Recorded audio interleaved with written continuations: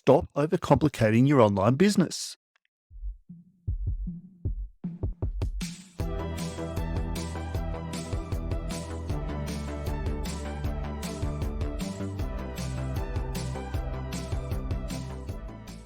A successful online business is not easy to create, but it should be simple. At first glance, that might not make a whole lot of sense to you. What's the difference between simple and easy? And how can you say that creating an online business is simple? Okay, let me explain.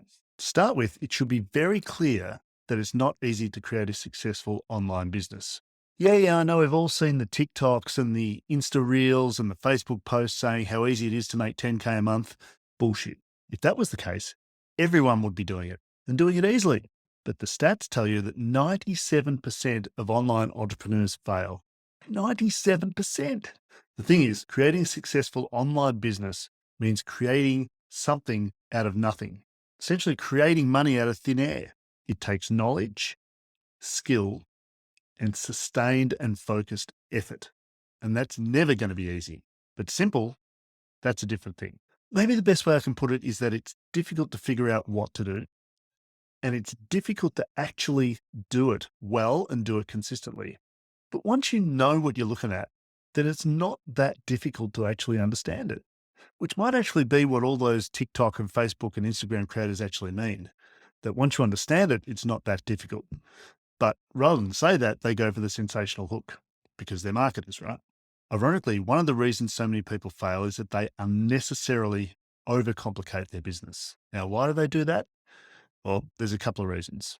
One is that people assume that business must be complicated by its nature. After all, there are libraries full of books on business and strategy and all that sort of stuff. There are people who pay thousands of dollars to go to Harvard or Stanford or somewhere like that and spend 2 years just studying business. Now, if you use your Harvard MBA to then go and join McKinsey and eventually become CEO of IBM or Microsoft or Coca-Cola or whatever, fine. Those are unbelievably complex businesses with dozens of markets and hundreds of products and thousands of employees. I'll absolutely buy complicated in those circumstances. But your brand new online business is not IBM.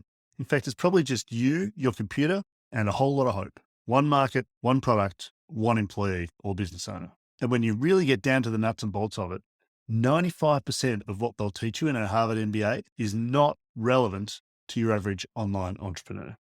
At the end of the day, building a new online business is about creating something that people want or need and selling it to them.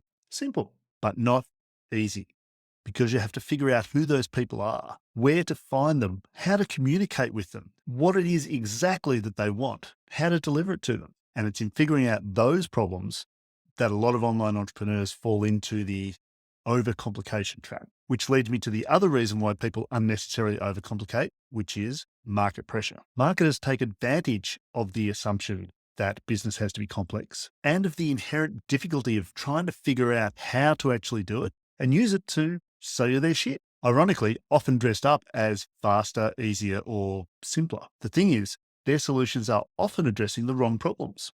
You don't need fancy software when you have no customers. You don't need to automate your content creation before your content is actually dialed in. In fact, automating bad content results in more bad content. So focus on getting your content right first. Too many online entrepreneurs are seduced by silver tongue copy and hypey imagery, and they develop a raging case of shiny object syndrome and end up wasting tons of time and money on stuff that they simply do not need. And in the process, they lose sight of what actually matters, which of course begs the question, what actually matters? And at the end of the day, it is the people who have a problem that they need solved and your solution to that problem, the thing that can solve it for them.